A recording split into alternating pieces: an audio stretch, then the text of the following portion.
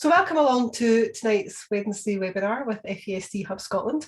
I'm Barbara Ogston, I'm FASD Project Lead at the Hub, and I'm delighted to be joined this evening by Morag Burns, who is a speech and language therapist and has come along tonight to tell us lots and lots of really useful information on the topic of FASD and speech and language therapy. And I know she's also going to spend some time just explaining a wee bit about her role as well. So the format of this evening is I'm going to be passing over to Morag shortly, and she's going to do a presentation which is going to take roughly about 45 minutes, 50 minutes of this evening, and then we will have time for questions afterwards.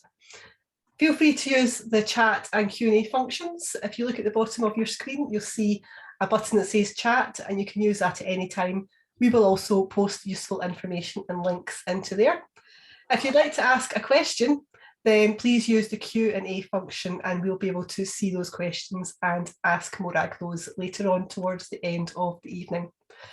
So again, I'd like to welcome Morag along. Thank you very much for joining us. I'll let you introduce yourself and I'm going to turn my camera off and I'll pass over to you. Thank you very much. Hello, good evening, everyone. I'm going to share a presentation with you. So while I introduce myself, I'm going to keep my fingers crossed that my screen sharing does work. We had a little trial run before the webinar started. I work for NHS Lothian and we're more used to using Microsoft Teams. So there we go. Okay. So thank you for your patience there. As I say, always the best laid plans go astray. So Barbara, you'll keep me right if my slides don't move on. So I was invited to come along and talk a little bit about speech and language and communication difficulties in youngsters who are affected by FASD. And what I called my presentation was really relating to comprehension difficulties, because I think that's the thing that most frequently comes across our door. So as Barbara said, I'll introduce myself a little bit first of all and tell you a little bit about my interest. I always start with my personal, my profile. I think it's really important for us all to think about what our strengths are as well as where we need help. We do that ourselves, and then we do that with the youngsters who are in our family and who we know.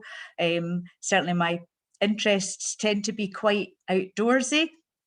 So as you can see from here, I love swimming, I love hill walking. I also like being sociable. So I go to the cinema with friends or meet up with friends for meals. And I love skiing, which is something that obviously doesn't happen very frequently in Scotland, but when I get the chance, I love to go skiing. Things that I need a bit more help with might be because I'm not particularly interested in them, so I can't be bothered to learn how to do them properly. So I'll never, ever go out riding on my bike without somebody else with me, because I would have no idea how to put the chain back on or how to mend a puncture. I think I'm quite an organised person, but on an almost daily basis, I lose either my keys or my phone. Just before this meeting tonight, I lost my phone. That's just quite typical. So I often need help. Somebody needs to phone my phone for me to help me find it. And just recently, I've needed help with getting around because I had a bit of an unfortunate accident in the summer when I was walking and a broken ankle. So I needed help just temporarily with driving and getting me around. So that's my profile in terms of interests and supports. And then to tell you a little bit more about my kind of professional background. As you can see by the grey hair, I'm mature in years. I've worked in the NHS for over 30 years now. And thinking back to when I qualified and when I was a student, some of the things I learned about conditions that affected speech and language and communication were those neurodevelopmental conditions or presentations whereby somebody had something that was identifiable by genetics, so something like Down syndrome, or was very apparent in terms of a sensory difference, so somebody who was visually impaired or deaf, or perhaps a physical difficulty, so they had cerebral palsy. And some of the conditions that we've learned much more about in recent times were less readily identified. So when I think back to when I first qualified in 1989, autism was something that was described as an extremely rare condition. And so in the 1990s, when people began to recognise autism much more, I kind of feel like that's where we're at with fetal alcohol spectrum disorder now. although we know it's common, it's still not as commonly identified as it should be. So early in my career, I became very interested in autism, became involved in supporting families whose youngsters were autistic and in supporting the assessment and diagnosis process.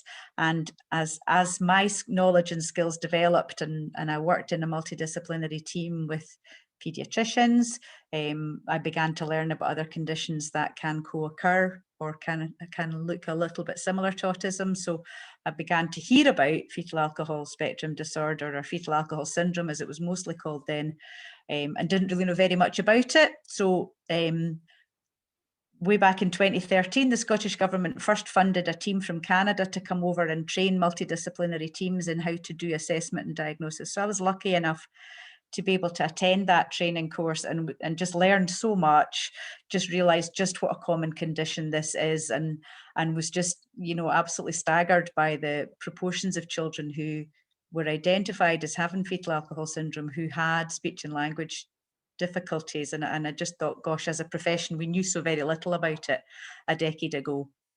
So I've been really, really interested, probably mostly since that event, and have learned as much as I possibly can since then. When the National Guideline was developed later on in the, I think it was eventually published in 2019, but obviously that was a process that went on for a while. So this national guidance was developed, and I was the speech and language therapy representative on that.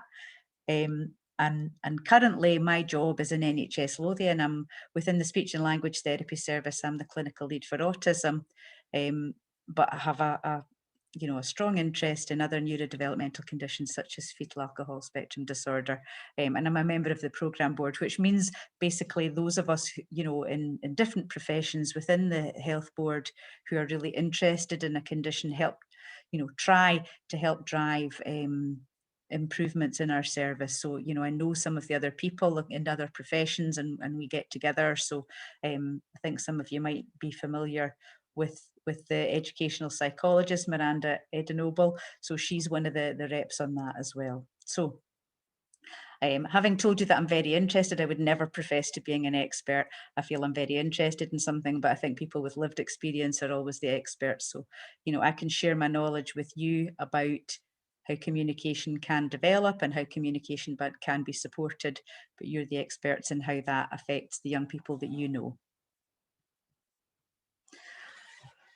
So what happens when a youngster is affected by prenatal alcohol exposure? We know that a really high proportion of young people or people who have fetal alcohol spectrum disorder do have difficulties with language. So, if people want information about studies, I could give you links to a couple of research papers, but broadly speaking, the majority of children who have FASD have co-occurring language difficulties, and what often people recognise in language difficulties is difficulties with expressive language, and what you might see is actually it looks like their expressive language isn't as impaired as their understanding. So difficulties with receptive language or with understanding are probably easier to mask or hide, but we know that in kids with FASD, they usually do have difficulties with understanding. But because language abilities overlap with other domains, you'll find that there are differences in not just expressive language. I think quite a lot of the young people that we see also have difficulties with their speech sounds. So their motor planning or their motor organization's affected. And often they've had hearing difficulties at an early stage, so that can affect their speech sound production as well. So receptive and expressive language difficulties, but overlapping with lots of other parts of their presentation as well. So there is a high proportion of children who have FASD who will be known to speech and language therapy services at some stage, whether or not we know about their alcohol presentation. So they often hit the speech and language therapy service at some stage, and then maybe at a later stage families are looking for a diagnosis. So there might be information from when they were a bit younger, when they were known to speech and language therapy.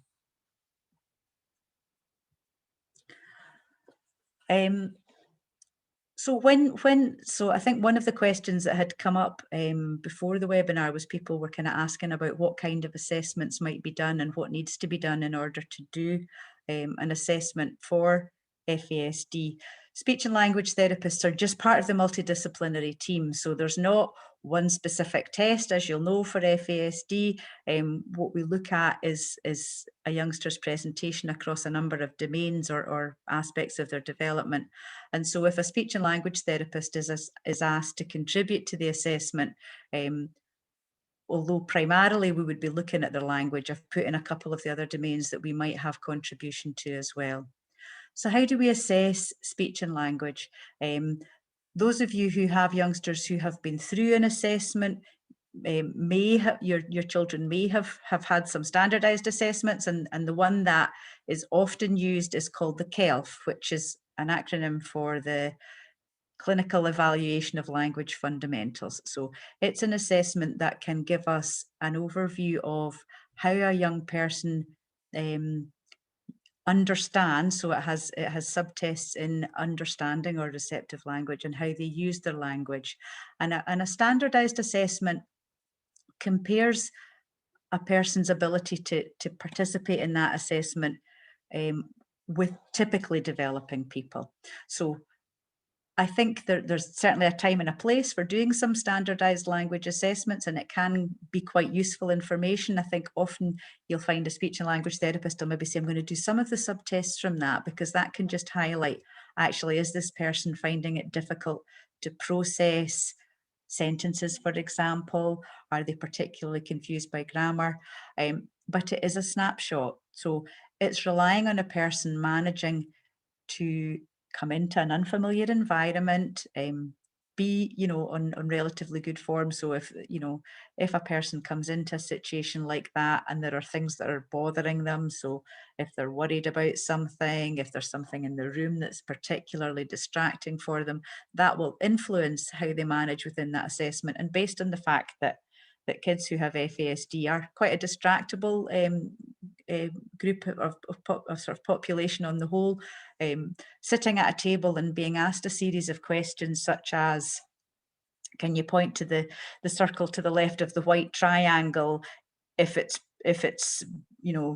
or to the second, I can't even remember half of the presentations, but it's not the most engaging assessment, and so some youngsters don't do terribly well. So it's a snapshot, but I think it's taken in context with indirect assessment as well, and that's of equal importance. So indirect assessment can be observation of how a youngster's managing with verbal information, but in the context of other things as well. So is their understanding helped by gesture? Is their understanding helped by other non-verbal communication? So do they pick up on things like facial expression? How do they manage in the moment when there are other things going on, not just something presented in front of them? We also gather information from parents. So, we might ask about, tell me when your child was able to go and get something on command, or would you say now that they can understand quite abstract concepts like before and after? So it's gathered, as I say, using a combination of direct assessments like the CELF and indirect assessments. So that would be how we would gather information about your core, your language, your expressive and receptive language skills. There are other areas of the brain, sort of domains, which we would contribute to. So you might hear people talking about executive function, and executive function includes things like their ability to kind of control your impulses, to understand some of the more kind of abstract, what we would describe as figurative language. So things like idioms, sarcasm, some of the kind of humorous things that are a bit higher order that can go over some young people's heads. And also adaptive behavior, which is really kind of social skills and social perception. So we might contribute to that as well by looking, again, through observation. So perhaps going to see a young person and observing them amongst their peers, or doing something. So there's a couple of checklists that we might run through with parents. Something like a pragmatics profile would help us get a picture of how a young person uses the language they have in a social context. So can they have a back and forth conversation over a number of turns? Do they get that? Some people, if somebody says something to them and looks expectantly, that they recognise that it's their turn in conversation. So those are the kinds of ways that speech and language therapists might contribute to an assessment. So that was just a little bit of background to that. I'm now going to talk a little bit more about some of the strategies that can be used to support a young person. So usually when I'm doing a presentation, I try to have a couple of key messages so that we kind of home in on them, and at the end of it, I would hope that you might think one or two of those are things that I'd like to think a little bit more about. So none of these are rocket science, but what you might think is, actually, I need to just maybe tease out a little bit more about how I'm doing that, or I need to reflect on how well I'm doing that and whether there are any other ways that I could do to support that. Okay, so bear with me. Let's keep myself right. Okay.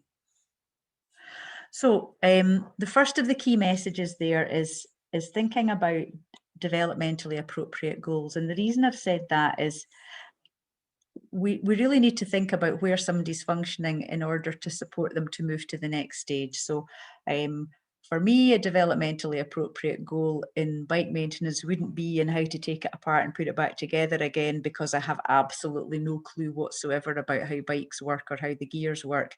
So a developmentally appropriate goal might be what to do to help put a chain back on if it pops out. So kind of thinking about where somebody's at currently with their learning is really important to be realistic about what they might do next.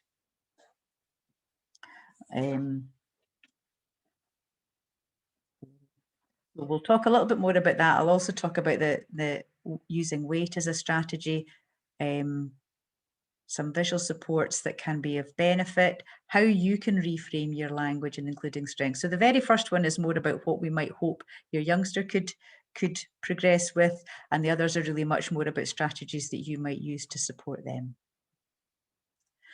So as I said earlier, you may have met with a speech and language therapist, or you may have a kind of feel for where somebody's at with their understanding through working in partnership with their school, if they have other professionals involved. And some children and young people will have a profile that kind of says, this is where I'm at with my learning at the moment. Others of you may say, actually, I don't really have a team around my child that can help me to fathom that one out, and I'm not really very sure where my child's at. I suspect they're probably not really understanding at the same level as their peers. And the clues that they might be giving you with that are often behavioural clues. So, you know, when you think back to you know, your child, some of the times when your child appears to be a bit oppositional or appears to be really struggling to accept your direction, it may be because they're not understanding what it is that's being said to them, and so you get some clues that they're struggling to understand by some of the ways that they respond. So if they've had a language assessment, it tells you some information, but kind of thinking about where they're at currently, it can be quite useful to just think about, well, what would be expected for their age? So the reason I've put this little QR code up here is because this is an easy way to access. There's a pretty good source of information on the Icann website. Icann is the National Children's website, which is a kind of now a collaboration of a few different charities that have existed to support young people's communication. So there are a few different organisations that have kind of come together under that. And they have a progress checker, which I think is a really nice thing that kind of looks at, okay, so if you're 2, these are the kind of things that you might understand. If you're 7, these are the kinds of things you might understand. A lot of you will probably feel that your young person's understanding is probably at, you know, quite a bit younger than their developmental stage. So if they have had an assessment, you might be told they're on the 1st centile. That really means that they're you know, not functioning at the same level as you know, the majority of their peers. So but that's not so meaningful as this is the kinds of things that they should be, that a typical 2-year-old child would be understanding, or a typical 7-year-old child be able to understand. So the Icann progress checker just has a list of, you know, my child by the age of such and such, your child might be able to do this. So by looking at that, the idea isn't to go, oh my goodness, my child's only being able to understand at a 4-year-old level and they're 10. It's more to kind of think about, okay, yes, they're understanding those kinds of things. So what might happen next? So if they're understanding just sort of 2 pieces of information at a time, it's probably not a great idea to be thinking, I expect them to be able to follow really complex commands. So the purpose of it is just really to kind of think about where they're at the moment, developmentally, what stage might come next. Okay. So I've put a couple of examples of the kinds of things that, you know, when you're working in partnership with professionals, you might be kind of thinking, oh, in maths, it's really important that they'll need to understand the language concepts, or your daughter really needs to be able to respond appropriately when I give her instructions, rather than responding by screaming and shouting at me. Or your son really needs to be able to listen carefully and follow the whole class command, so that they're not forgetting what to do. And those goals may or may not be realistic. So it's kind of thinking about what is realistic for your child at their developmental stage right now. So when you are, you know, feeling like you're able to think about what might be appropriate goals, and if you're really not, then that's when you should be asking for help from professionals. But when you are, then you start to think about what's much more important is, how can I help my child, or how can I help my family member to continue to learn and to make progress with those goals. So it's all about, you know, when we're developing a profile for a young person, yes, they have goals, but the focus is often on what are the adults around them going to do to help them achieve those goals. Okay. So the first of those strategies is wait, and it sounds so simple, doesn't it? Allow time to process information. So in this country, when we think about the number of words that we use per minute, I did have a wee search on this, and I don't know if you'll be surprised to hear that the average number of words per minute, it depends on the study that you look at, but it's about 170 words per minute. That's quite a fast rate of speech, isn't it? It's quite a lot of information to process. So if we're talking at 173 words per minute and somebody finds it difficult to process information, there's going to be a lot going on. So I'm going to just do a little activity now, just to give you an example of what it might feel like if you haven't had time to process information. So I have a recipe. I thought I would share a recipe with you. Not that I'm a great baker, but just to give you an illustration of this. So Barbara's going to shout out if she's finding it a bit fast or if I'm going a bit too quickly. So this is a recipe for double apple pie. Okay, so you need a pastry and a filling. For the pastry, you'll need 50 grams of cold unsalted butter diced, 50 grams of Trex or other vegetable shortening, 250 grams of self-raising flour, 50 grams of finely grated cheddar, a large egg, iced water to bind. I think you might have, I can't remember anything that you just said. Okay, so if I go back to the start, Barbara, and I say, so you need 2 ounces of butter, 2 ounces of vegetable shortening, 8 ounces of flour. Is that any better? It's a bit better. Okay, so it's just, I mean, joking aside, what we tend to, well, what I did there actually, and when I repeated it, was I said something differently as well. So I didn't give you the measurements in grams, I changed it to ounces. So that's a classic thing that we probably do as well, is we talk quickly, and if somebody doesn't understand, we repeat ourselves and then we start changing the words, which can be quite confusing as well. So allowing time to process information, it sounds so simple, but it's actually quite a difficult strategy to do, and not to just repeat yourself straight away before somebody has had time, and not just to repeat yourself and change the words. What do you think it feels like for a young person if somebody says something to them and then says it again or changes the words, do you think it helps them, or do you think it might make them feel like they're overwhelmed? Because I can't get your responses, I'm going to presume that a few of you are nodding and saying it might be a wee bit overwhelming. So allowing time to process information, as I say, it sounds like a really, really simple strategy, but it's something that can be hugely beneficial. So say something and then pause and look at the cues. So look at, do they look confused? Do you know your young person? Some children can process information really, really slowly, and you know your family members might be those young people that if you actually give them a significant amount of time, they'll get there in the end. Others, they may lose interest. So you can you use that one, but by watching, gauge their reaction. So it may be that just waiting loses them. You maybe do need to say, do you want me to repeat that? Or it may be that you have to think about other ways that you can help them process that information. Thank you. So if waiting isn't the only strategy that's going to work for your child, so waiting probably isn't the only strategy that's going to work for your child. If any of you have ever come in contact with speech and language therapists before, you'll go, oh no, she's not going to start on about visual supports, but we're great advocates of visual supports, and there's a reason for that. A lot of your children will have strengths in visual learning, so they may really struggle with some aspects of memory or with listening and processing information, but visual information can be a really nice way of presenting things to them. And the benefit of presenting things to them in a visual way is we automatically slow down, we automatically reduce our language level when we're presenting things visually. So again, that would be done in a developmentally appropriate way. I've got 2 examples there of the ways that people could use visuals.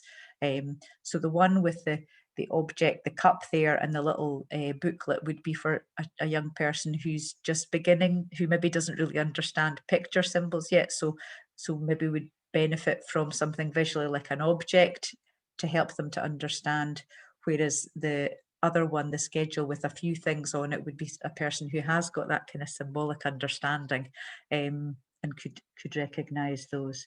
So visual supports can be really, really helpful to help a youngster understand what's happening now, what's happening next, and for those who are a bit resistant, so either they don't understand or they're a bit resistant to adult direction or verbal instruction, something visual and just present to them as fact can be really quite beneficial.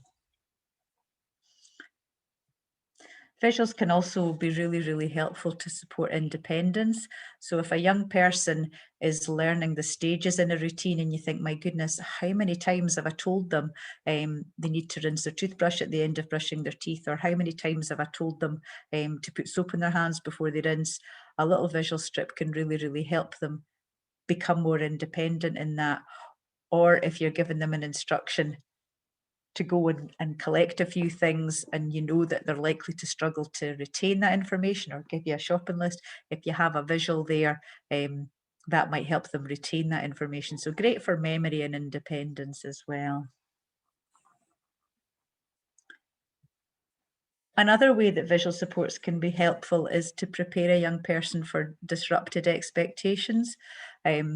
So if you usually go to the park after you've been at school and you're not going to be going, or if you're going to go on a different car journey and that's likely to cause an issue, a bit of advanced preparation and warning can reduce anxiety, can prepare a young person for change. So a bit of preparation for disrupted expectation. And I think, again, I always try and relate any strategy to myself or to how that would work. And I think, as I say, speech and language therapists are great proponents of visual supports. But if we think back to the last couple of years and how we felt really, we as a population felt really quite anxious when we began to go back into shops once they opened after the first kind of COVID lockdown. If you think of what helped us in those situations, you didn't know, gosh, when you think back now how the restrictions affected us, when you went to a supermarket, they created these complicated one-way systems and they created all these rules about washing and distancing, and you didn't know what they were to begin with. So I'm sure most of you were looking for those signs about where is it I'm supposed to go in here, what am I supposed to do in this situation. So visuals can really, really help reduce anxiety because they can help prepare for changes and for expectations about what's happening.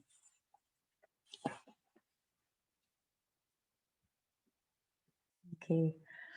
So another way that they can be really beneficial are as prompts for using between different situations. So sometimes young people find it quite difficult to retain information about what they've been doing. So again, we've talked, I've kind of alluded to the fact that memory isn't sometimes isn't a strength.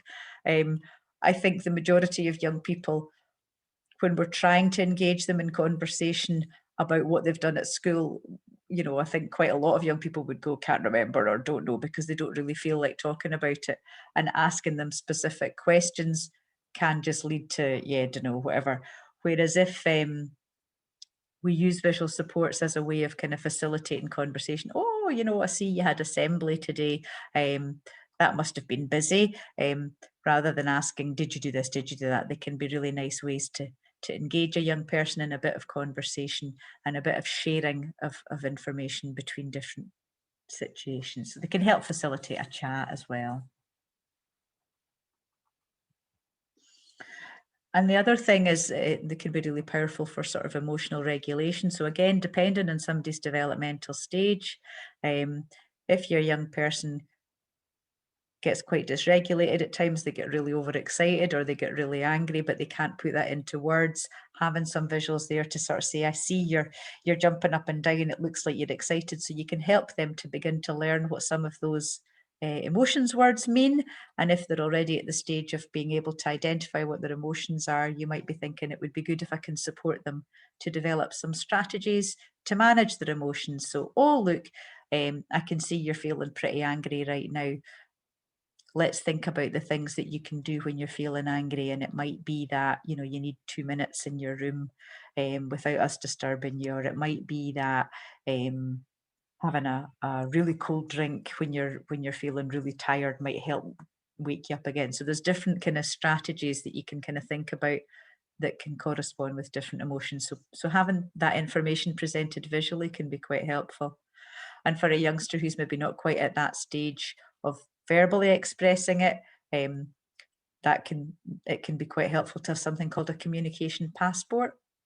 The communication passport can be something that's developed by the adults that know the young person, that they can share perhaps, if your child's going to a holiday club or something and the adults there don't know them so well. These are the things that are important to this young person. These are the ways to respond when they're feeling a bit tired or down. These are the kinds of things that are important to them. So communication passport is a slightly different use of a visual support because often it's used by the family for other agencies, but it's another way of conveying information. So as I say, there's lots of different ways that visuals can be used. I put a couple of links on there because if you are interested, there are ways that you can get access to some of these sort of pre-made things. So a lot of the ones I've put on here tonight come from this website, which is called Third Space Nate. So you can click on the link for that. And the other link that I've put there is an education authority, North Lanarkshire. There's a group of teachers in North Lanarkshire who have pumped out some amazing resources over the last couple of years they're called North Lanarkshire Communication Friendly, and they've got lots of examples of timetables and schedules and routines and discussing difficult emotional situations. So there are a lot of pre-made things that are relatively easy to access if you are interested in looking into those. Okay. So moving on from visual supports, another strategy to consider is reframe your language. Now, I think the language that we use is pretty ambiguous at times, and the gap can widen with children and their peers as language becomes more sophisticated. So we say a lot of things that aren't exactly what it sounds like on paper. So this little example, which I found on Twitter, I thought illustrated it quite well. So fingers crossed I can get this to work okay. The sound didn't work and we've tried, but I think we might have solved that.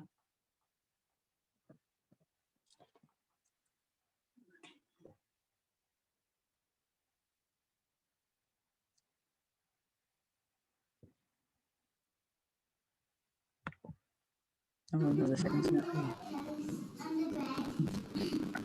Are you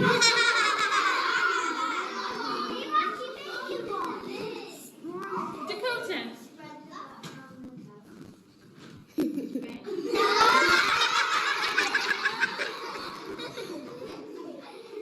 Ava.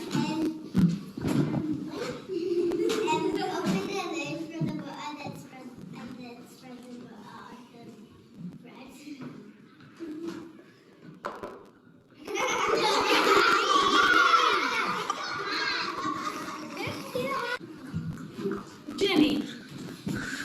You put this face, can't see this reads. Take the lid off the book. No, You said put it down. Put it down. Put it on the plate, okay. Alright. Then take the book Everywhere. on the bread.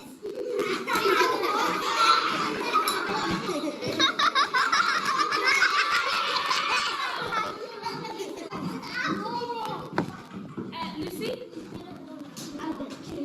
All over this bit of bread.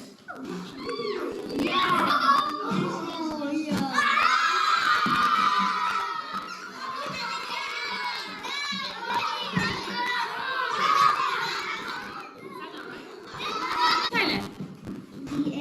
What I need to call it.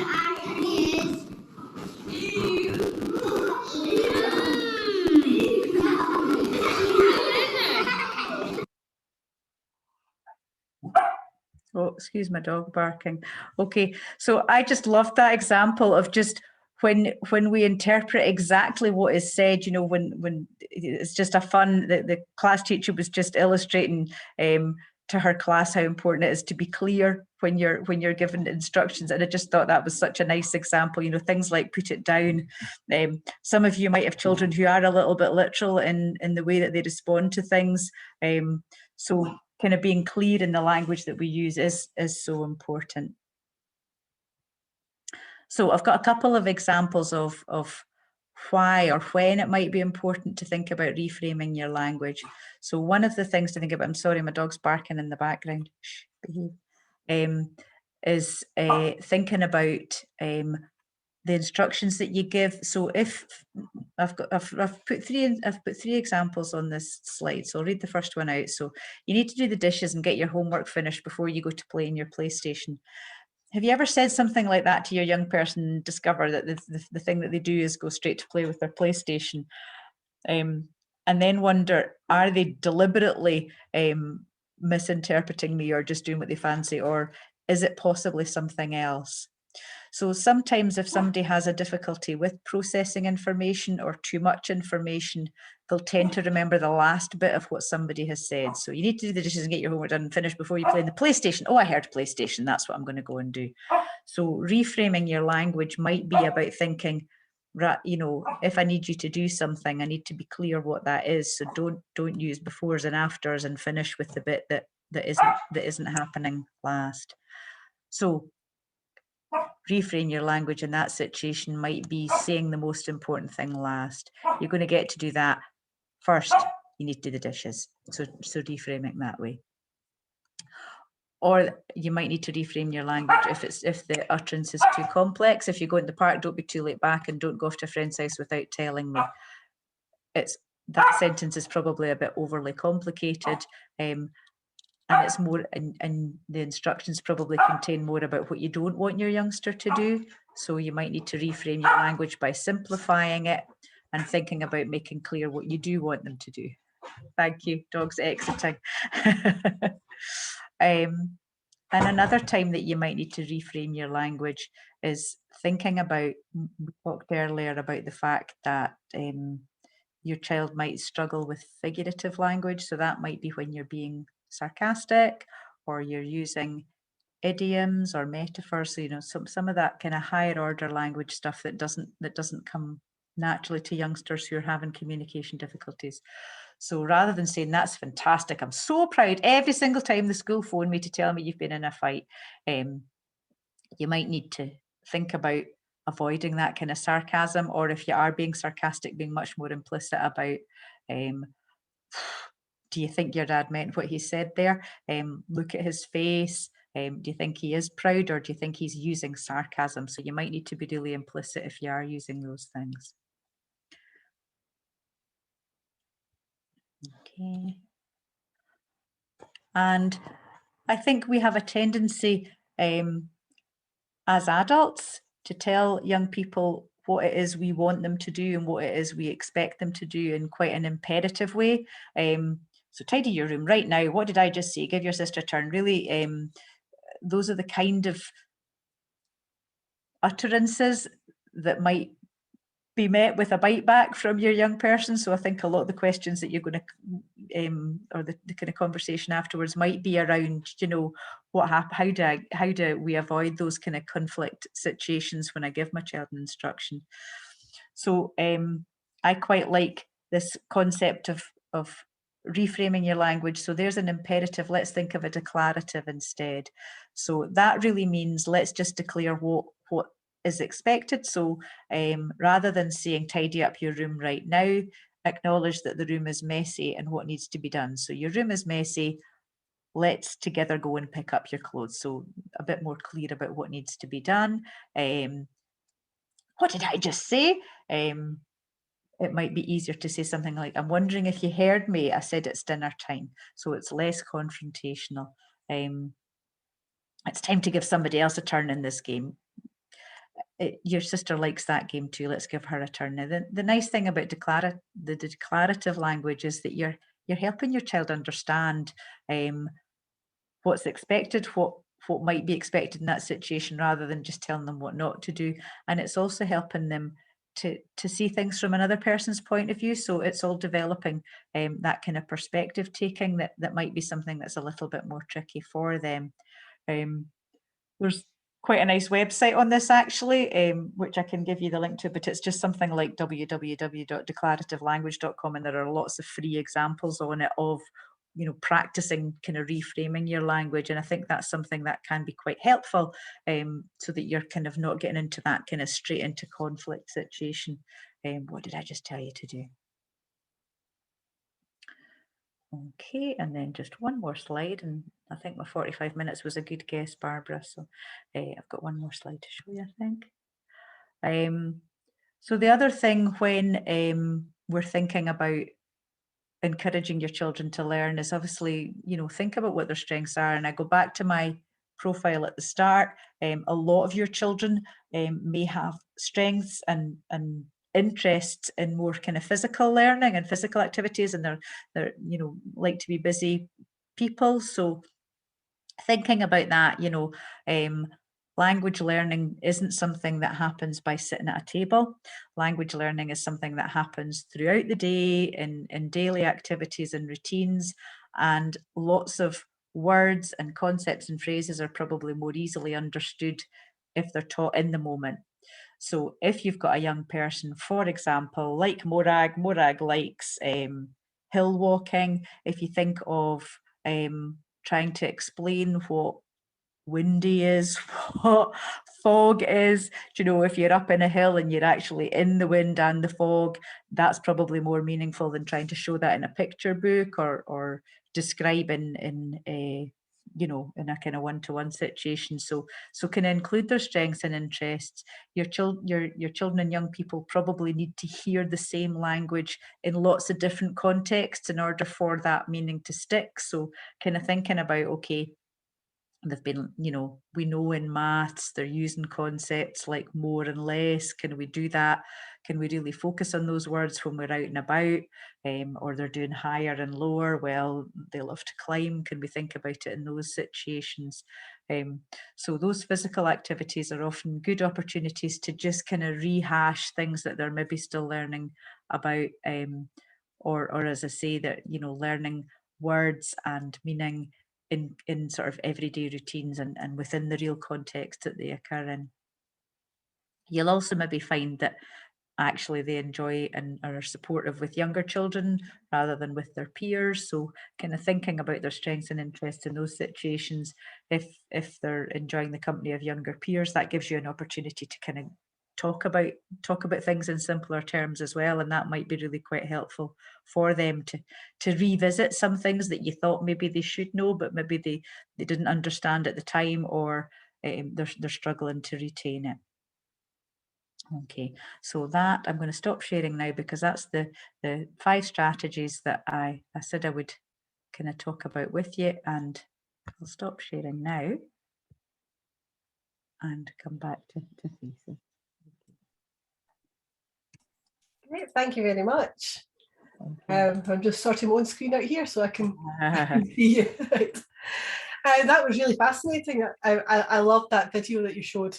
It's so funny, isn't it?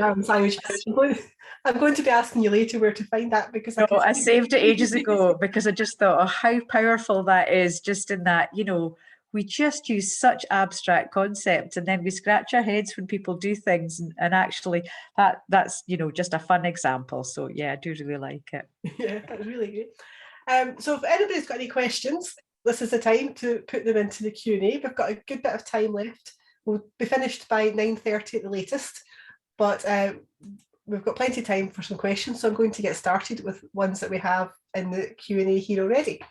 So first question is, how would you adapt to these strategies if your child is really quite bright and feels they are being dumbed down and treated like a baby when you use visuals or simplify your language?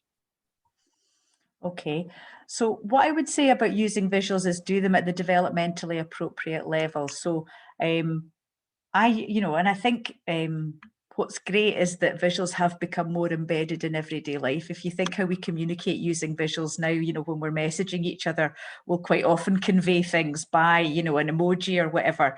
But visuals can be at whatever your young person's developmental level is, and visuals could include a written list. You know, it doesn't actually have to be a picture. So I don't think it would be dumbing down. I think if you can get it at the right developmental level, and I think if they're quite bright, yes, I get that, you know, simplify your language. As I say, do it at the developmental level. So if somebody's quite able and bright, you don't need to talk to them in 3-word sentences, but you might need to still think about, so some language probably is very abstract and non-literal. So even if they're quite bright, that might be the kind of thing, not that you can't do, but that you might need to say, do you know what that means? So so when I said to you earlier, you know, I'm trying to think of an example. So see, when I said to you earlier, you'll have tidied your room by the time I get home and pigs might fly. Do you know what that means? Can I just check? So not patronizing them, but just going, there's so many phrases, and actually there are dictionaries of some of these, you know, of what metaphors are, of what some figurative language is. So check in with them rather than kind of think I can't do that, but just check in with them that they do know what you're doing. And some people, yeah, they quite like that. They quite like the study of language, and so you could be going, okay, let's see who can come up with the most sarcastic phrases this week, and you know, just, you know, include them in that, rather than kind of thinking I can't do it. Just need to check that they are getting it. Yes, I think a lot of the parents here could probably give some very good examples of literal thinkers. My own son, one of my colleagues gave him a bag of apples and said, would you like some apples? And he said yes, and then had 2 bites out of every apple because it was some apple. Yeah. But you just never know. But it can be hilarious. But it can be quite bamboozling as well at times. So next question is, are speech and language therapists generally aware of the expressive and receptive language impairments in children with FASD? If not, can they be signposted to anywhere? So I would say awareness is probably variable.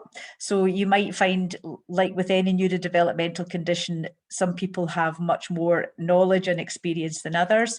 What we do within our service, so yeah, you could signpost them, but what we do within our service is, again, I'm only talking about Lothian, is there are tourists,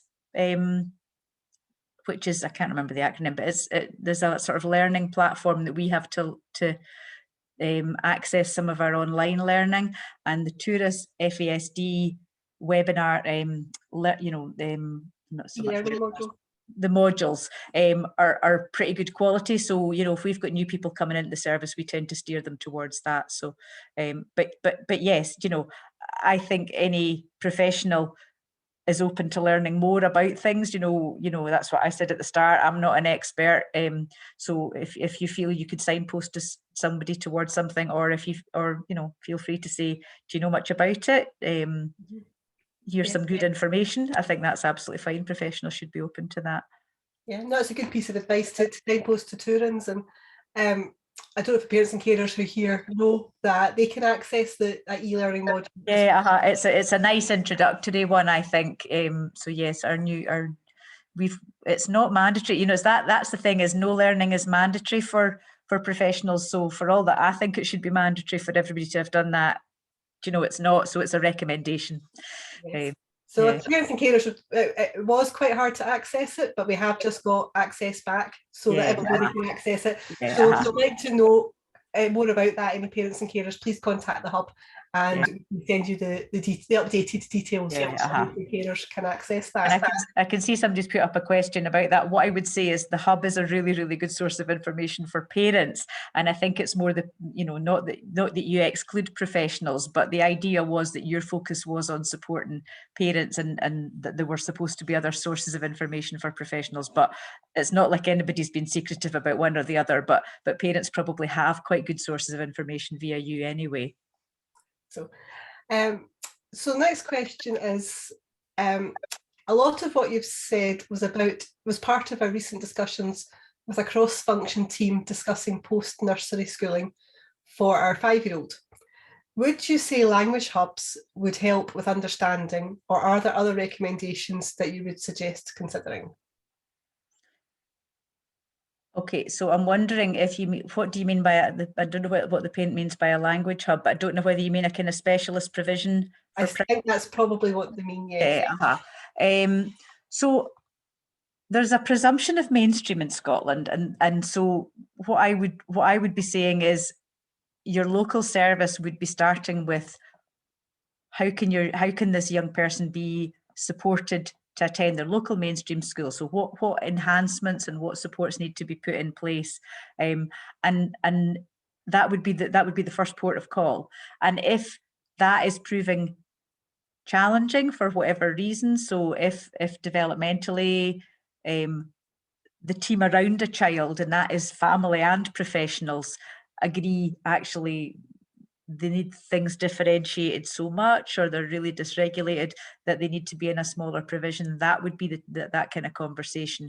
But schools are, you know, there's a lot more information goes into teacher training now about inclusion and about how to support young people. So, you know, my daughter's a primary school teacher. I know that she has very many children with additional support needs in her classroom. So there's not a presumption of, if somebody has language difficulties and different types of disabilities, that they do need to be in a specialist provision. So it's an individual discussion. You know, I think it's something that would be looked at with, as I say, the team around the child, but the team around the child is very much the parents as well as the professionals. Yes. And from your experience, do children who do have some of their education within specialist hubs, do some then move back into mainstream? There can be, yeah. I think placements should be reviewed really regularly, and different local authorities do it slightly differently. So some might have a blended approach where they spend some time in a specialist provision, or, you know, small groups, you know, nurture hubs, for example, within schools seem to work quite well, where there's a bit of time in those support bases, but a bit of time with their typically developing peers in the bigger classroom as well. So, you know, I think it depends on the local authority, but, you know, when I think back to, you know, 30 years ago, children who I saw when I worked in a special school, I think, well, those kids would be included now, and for good reason. You know, there are pluses and minuses to having smaller class sizes and different peer groups. So you know, it's an evolving picture, I think, but it's about getting the support right for a youngster. So this next question is a bit wider than just language, but feel free to answer it from just a language point of view. In your experience, do you think children with FASD are sometimes misdiagnosed as having autism rather than FASD? Categorically, yes. We often can't get an alcohol history for various reasons. What I would say is lots of children have more than one condition, so it's not necessarily about misdiagnosing, but sometimes the gut feeling is we've not got all the information here, and you know, I've seen sufficient children over the years to know that FASD shares a lot of characteristics with autism, but sometimes when we're seeing children and going, don't quite meet the criteria for autism, or they do, but that doesn't explain everything. So yeah, definitely does that. Well, we know we know that there are far more people who have FASD than we're diagnosing in this country for various reasons. So yeah. Yeah. And next question, and this is the last question in the Q&A, though we do have some that were pre-submitted. But if anybody has got any more questions, please feel free to ask. But we have a question. I notice my child's diction is deteriorating. Is this something that speech and language therapy can help out with? Yeah, so it's not usual for somebody's speech to become less clear over time. It's possible that it's becoming less clear as their language develops. So maybe if they're saying more, it's harder to understand what it is they're saying. But yes, if in doubt, you can contact your local speech and language therapy service and say, I'm concerned about the following. So I think I'll maybe lead into one of the questions that I saw in the prepared questions was about, can anybody refer to speech and language therapy? What you'll find with probably speech and language therapy and occupational therapy in most areas now is people will talk about a request for assistance service. So we've kind of gone away from if somebody thinks their child needs speech and language therapy, they go to their GP or they go to their health visitor, or they go to their teacher and ask for it, and the GP writes a letter that tells us absolutely nothing. It's far more helpful. So a lot of areas will have a telephone helpline now, so somebody could phone and say, my child's 3.5 and they're not saying anything yet and I'm a bit worried, rather than, as I say, the GP would give us a referral letter that told us nothing. Or my child's 4 and they're not very clear with their Ls and Rs. We don't actually need to see every child who a parent has a concern about. So the request for assistance service is really, really helpful because we can give you an answer and signpost you.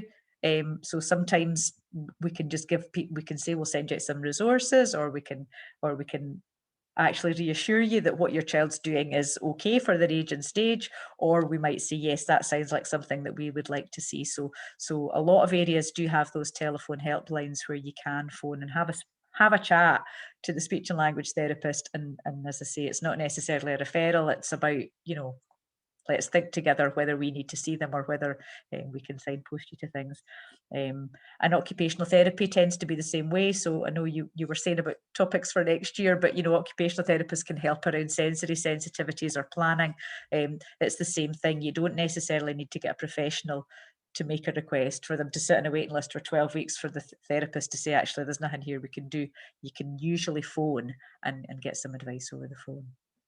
That's really great. And I guess parents can phone up more than once if they need to. It's always better to check. The idea is it's a bit of a revolving door now. So even if an episode of care has finished, 3 years later, if you maybe saw a speech and language, or your child saw a speech and language therapist when they were preschool and they were discharged, and you're now going, I don't know how much they understand, or I don't know how to help them because they can't retell a story because it's all really jumbled.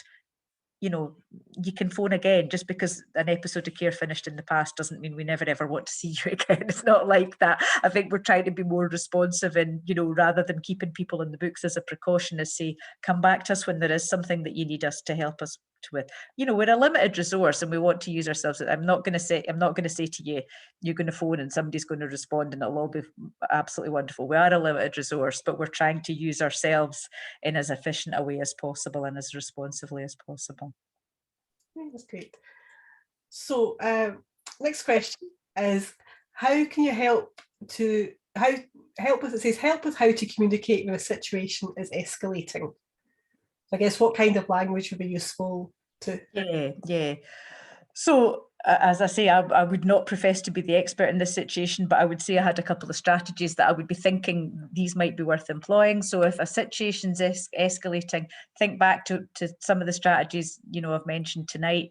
If somebody is feeling overwhelmed and you keep talking at them, it's probably not going to help. So sometimes kind of thinking, They possibly need a little bit of space here. They possibly need some time to process what's going on. So wait, give them time, think about the language you're using. You know, we do contribute to young people getting a bit anxious if we're kind of going, oh, you know, you need to do X, Y, and Z. So that kind of declarative language and giving space rather than imperative language, just being clear but not overwhelming them, I think would be the strategies I would be thinking. Well, those might contribute to de-escalating the situation.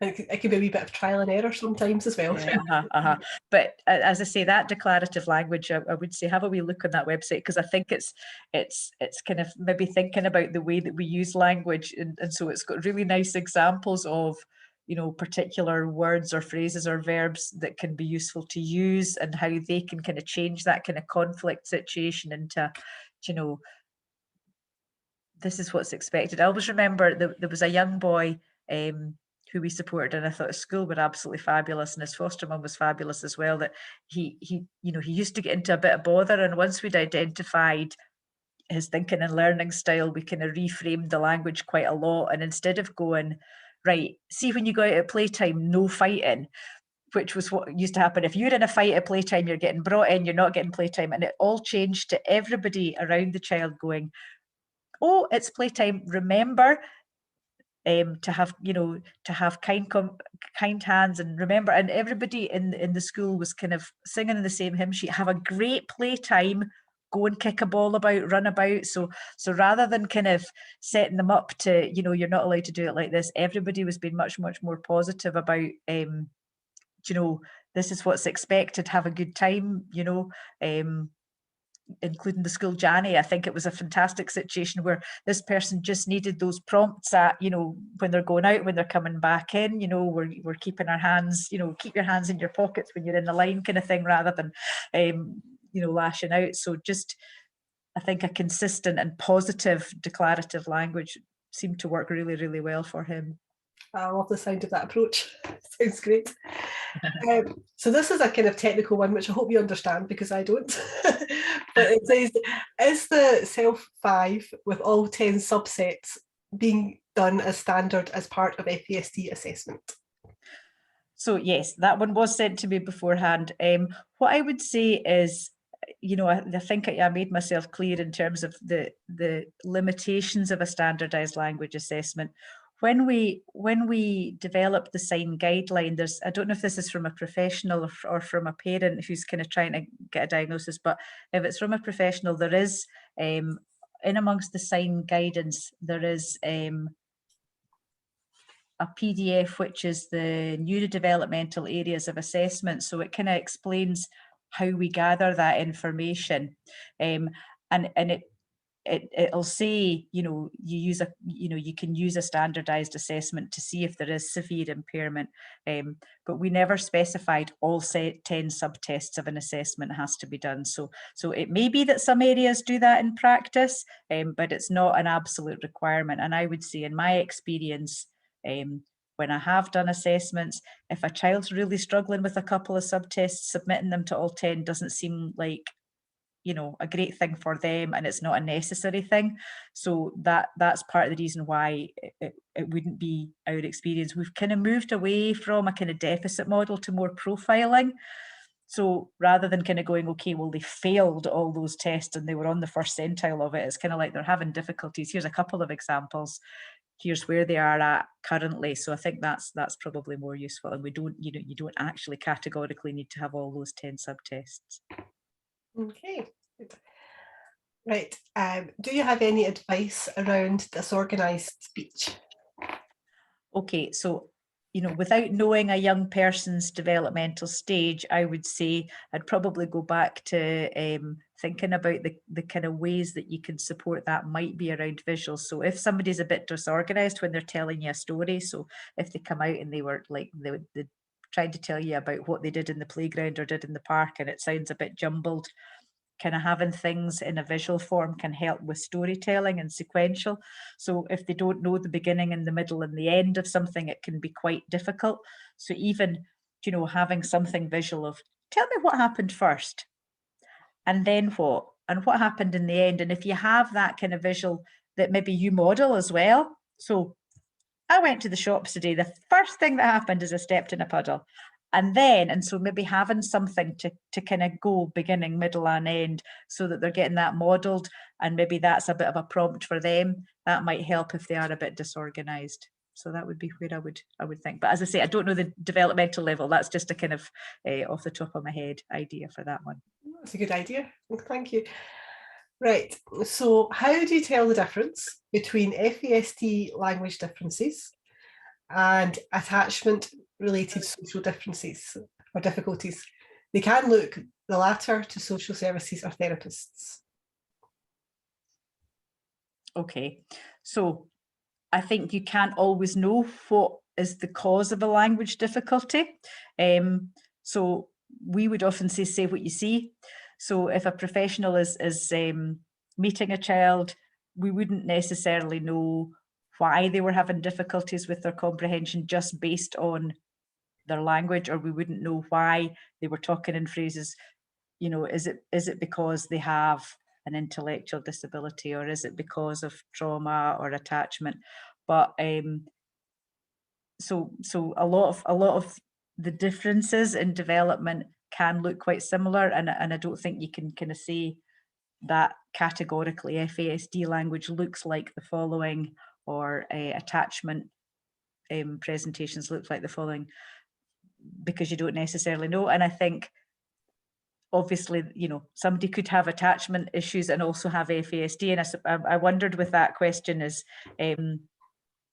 I think there's a tendency to by social services, I think there's a tendency to expect it to be attachment issues. So I think people tell us that their experience is, people say, no, it's attachment and we're not looking any further, when in actual fact, somebody can have attachment difficulties and have neurodevelopmental difficulties as well. So I don't know if that really answers the question, but that would certainly be my experience, is children sometimes come to us a bit later and people haven't really been listened to because they've been saying it's an attachment issue. You can have more than one reason for having language difficulties. So I hope that kind of answers what the person was saying. I think that reflects our experience at the hub. Yeah. So a spiky profile is typical of many individuals with FASD. How do you ensure that those are within the normal 2SD threshold, but have an unusual profile are identified? Okay, so 2SD threshold, I presume somebody's talking about standard deviations. Yes. So as I say, I think when we first did the training, we did it with the Canadian model, and it was very, very deficit based. So, you know, you have to have 2 standard deviations below the mean to meet the criteria for being severely impaired.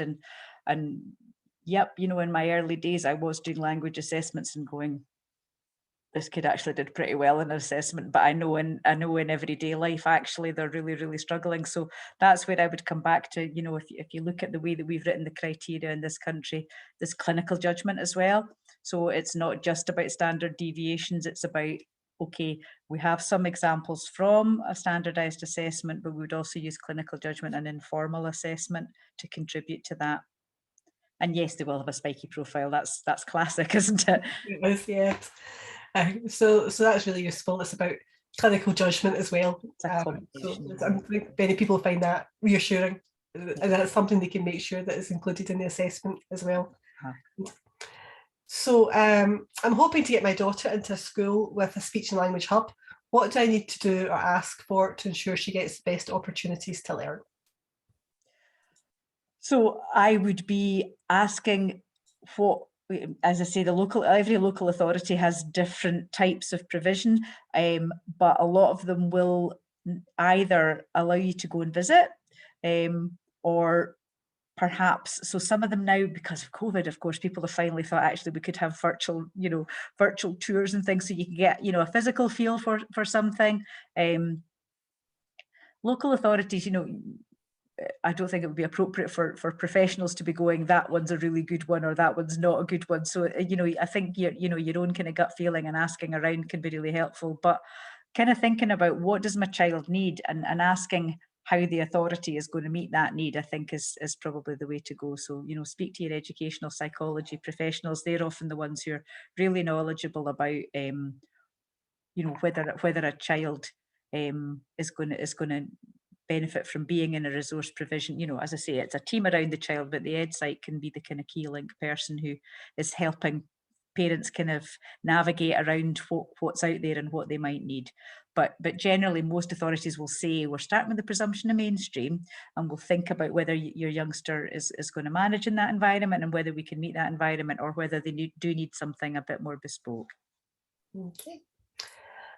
And we've got a couple more questions left here. So how do you help others and your child with FASD understand and manage the gap between receptive and expressive language?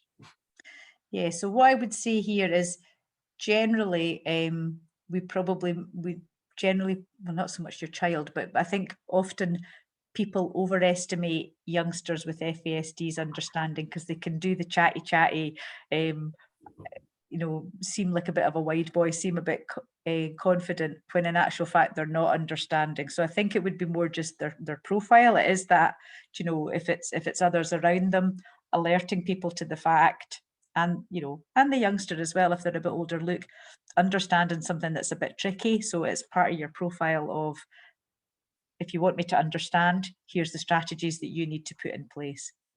So, you know, chunk the language, use visuals, you know, so that's how to help people understand. It's like, I find it difficult to retain all this information, so here's what you need to do if you want me to understand you. Okay, excuse me. And another question here.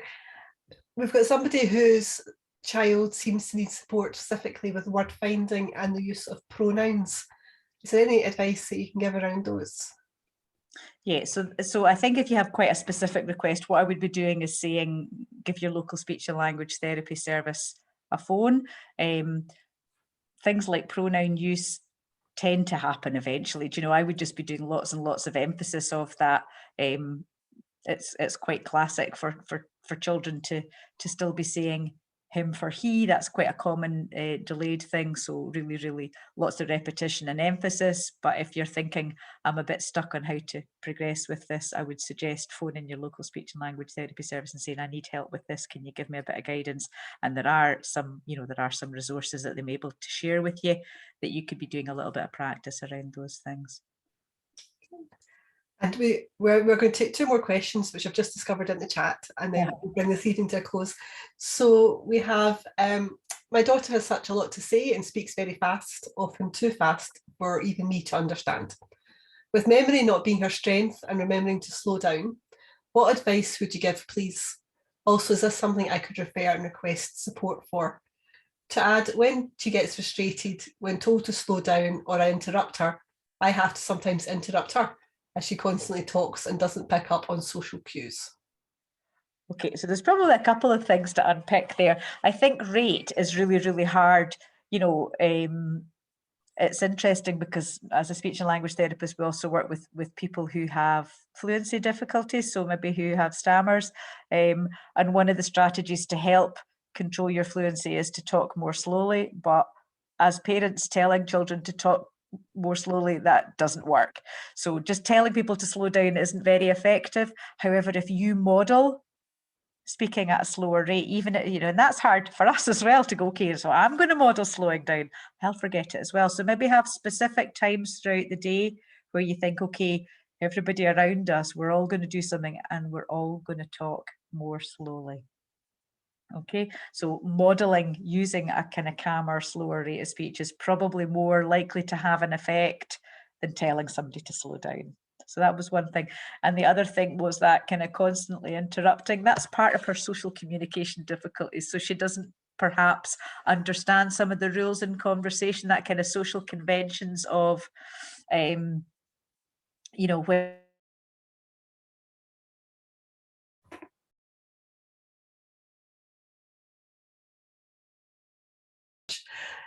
so I think, unfortunately, I'm just going to have to bring this evening to a close because I'm not sure if Morag's going to manage back. She may appear back in any moment. But however, we have got through most of the questions this evening. So I will, when I catch up with Morag, say thank you very much to her for joining us this evening. Thank you very much to everybody for asking lots of really interesting questions. I have learned so much this evening myself, and we hope to see you at a future webinar.